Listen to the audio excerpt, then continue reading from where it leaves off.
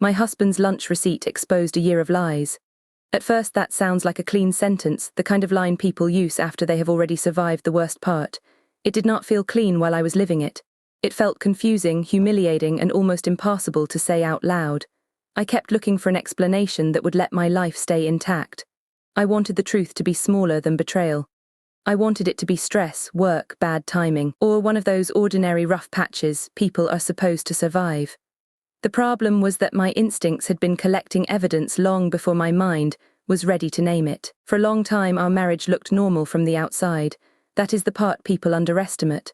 Betrayal rarely announces itself with dramatic music. It hides inside routine.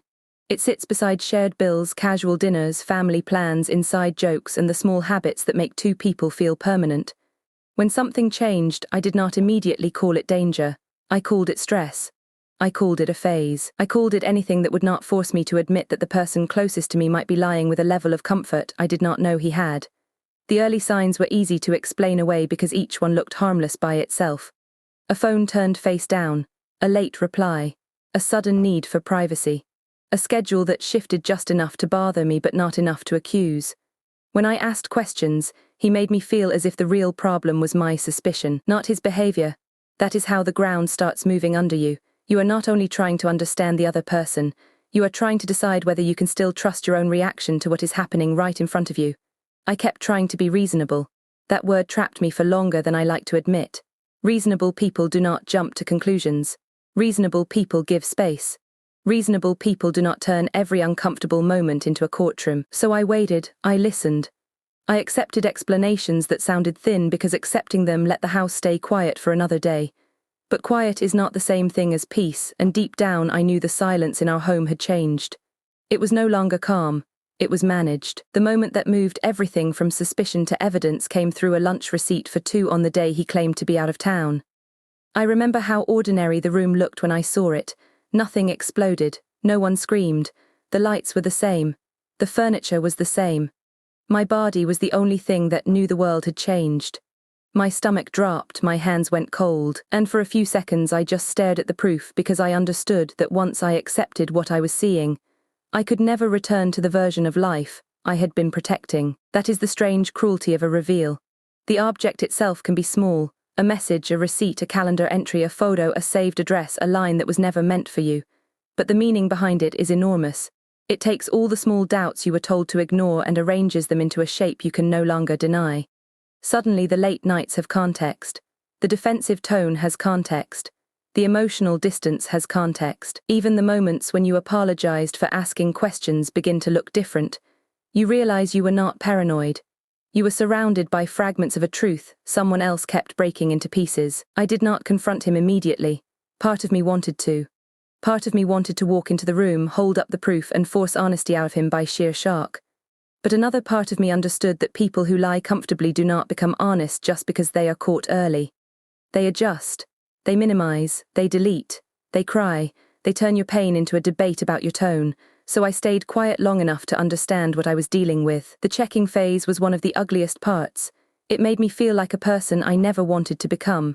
I looked at dates, payments, messages, locations, and little details I once would have ignored without a second thought. Every confirmation hurt, but it also gave me a kind of bitter steadiness. I was no longer arguing with a feeling. I was building a timeline, and timelines are harder to gaslight than emotions. The truth widened faster than I expected. The same restaurant appeared again and again across a full year. That was when the betrayal changed categories for me. It was not a moment of weakness. It was not confusion. It was not some emotional accident that got out of control before anyone understood the damage. It had structure. It had planning. It had repetition. It had all the practical care that should have belonged to our marriage, redirected into protecting the lie. Once I saw the pattern, older memories started changing shape. Conversations I had replayed as misunderstandings became warnings. Arguments where I had felt guilty became scenes where I had been managed. Even kind moments became complicated because I no longer knew which version of him had been present for them. That is one of the parts people do not talk about enough. Betrayal does not only break the present, it reaches backward and makes you question the past you thought you owned. By the time confrontation became unavoidable, I was calmer than I expected. Not because I was untouched, but because the evidence had burned through the last pieces of confusion. I knew what I knew. I knew what could be denied only by insulting both of us. The confrontation happened in our car while I cleaned the console. I did not deliver some perfect speech. Real life does not give you clean dialogue when your chest is tight and your history is collapsing. I asked direct questions. I watched his face. I listened to the first explanation and heard the shape of every lie that would follow. The first response told me almost as much as the evidence did. He did not begin with full honesty. He began with control. There was surprise, then calculation, then the familiar attempt to reduce the size of what I had found. That is when I understood that exposure does not automatically create truth. Sometimes it only creates a faster version of the same manipulation. The person who hurt you may be less afraid of what they did than of what you can now prove. There was a moment in that conversation when the grief turned into something cleaner. Not happiness, not relief, just clarity. I realized I was no longer asking whether I could survive losing him. I was asking whether I could respect myself if I stayed while knowing what I now knew. That question changed the room. It made every excuse sound smaller. It made every apology arrive too late. It made the future I had been protecting look less like love and more like fear wearing familiar clothes. The fallout was not cinematic.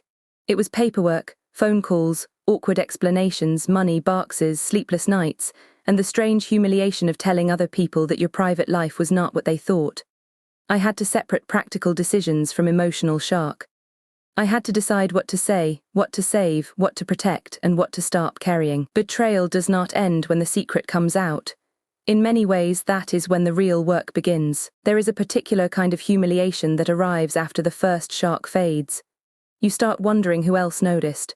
You wonder who was quiet to protect themselves, who was quiet to protect him, and who simply did not know what to do with the pieces they had seen.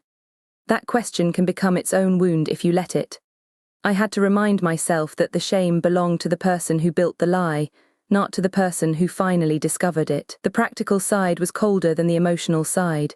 Feelings wanted answers, but paperwork wanted dates. Feelings wanted a confession, but bank accounts, housing, messages, and family conversations demanded decisions. That contrast was brutal. I could be devastated in one moment, and then forced to sound organized 10 minutes later.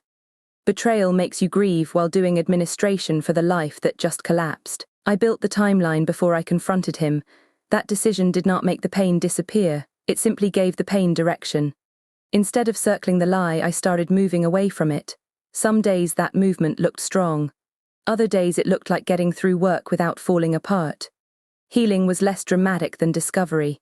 It was made of repeated choices that no one clapped for. Eating something, answering one necessary call, sleeping a little, refusing to reread old messages, and letting silence become protection instead of punishment. I also had to accept that closure would not come from him. That was hard. I wanted the clean confession, the full apology, the one sentence that would make the story morally understandable. But people who build long lies are often very bad at offering clean endings. They give fragments, they give excuses, they give regret only after consequences arrive. Eventually I stopped waiting for him to explain the damage in a way that made it easier to carry. Recovery became less about understanding him and more about trusting myself again. I had ignored too many signals because I wanted to be fair. I had softened too many questions because I did not want to sound insecure. Rebuilding meant making a different promise to myself. Next time, I would not need a mountain of evidence before admitting that something felt wrong.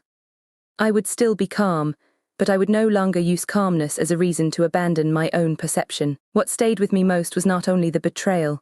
It was the way one small clue forced my life to become honest. A lunch receipt for 2 on the day he claimed to be out of town looked like a detail at first. It became the doorway into everything I had been avoiding. I wish the truth had arrived gently. It did not, but I am no longer sorry that it arrived. A painful truth still gives you choices a comfortable lie will keep stealing from you. If there is anything I would say to someone living inside that kind of confusion, it is this. Pay attention to the part of you that keeps trying to make the story make sense. Sometimes that part is not insecurity.